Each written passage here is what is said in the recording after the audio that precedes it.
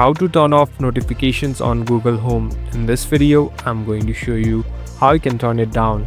First of all, open the application.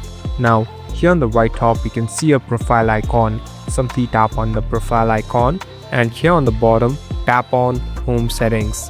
So this is the settings interface. Here you can customize and make different changes on the app. Here, if you slowly scroll down, there's a section called Notifications. Simply tap on it, and here you'll be able to find different categories and subcategories to the notification. So simply tap on General Notification. Here you can customize the one that you like and simply disable the one that you are not interested in. So you can do it, and at last you can simply go back and it will be saved automatically. Thank you for watching this video. I hope this video will help you.